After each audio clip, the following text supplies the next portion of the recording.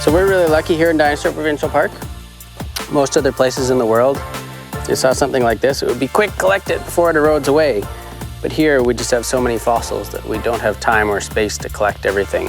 Other neat thing about this, even though it's an isolated bone, we are leaving it in the ground, but if you look right here, there's some scratch marks on the bone from something that was feeding on it back before the animal was fossilized. I run the guided excavation program here at Dinosaur Provincial Park, and it's one of very few places in the world where people, members of the public, can come and actually help dig up dinosaur bones that are being used for research. We're gonna head off this way now, so we'll head down to the bone bed.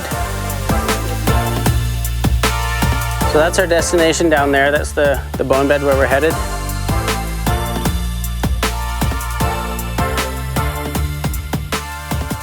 This area right here, you see all this sort of orangey rock, or this rust-colored rock, that's ironstone. So if you've got a fossil embedded in the ironstone, the fossil will be the weakest point through that rock.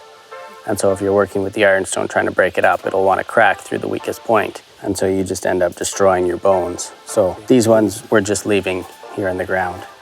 So just watch your feet as you come across here. There's bones exposed. This is a real experience. These fossils are going back to the Royal Trail Museum. They're using all the same techniques and procedures that are being used today in the field by professional paleontologists. And their fossils, once they're all cleaned up, are being used for paleontological research.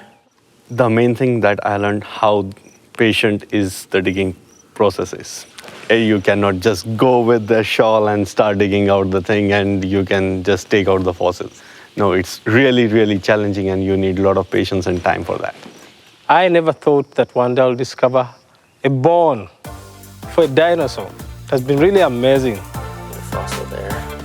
Today I'm really excited to see these 72 million years fossils. And I couldn't believe my eyes. And when I touch it, when I just feel it, imagine 72 million years fossils, never been destroyed. It's amazing, it's existing. Remember, you want to come in at an angle rather than going straight in. Just want to peel the rock away. It's quite a unique place. It's one of the richest places in the world for dinosaur fossils, especially in the late Cretaceous.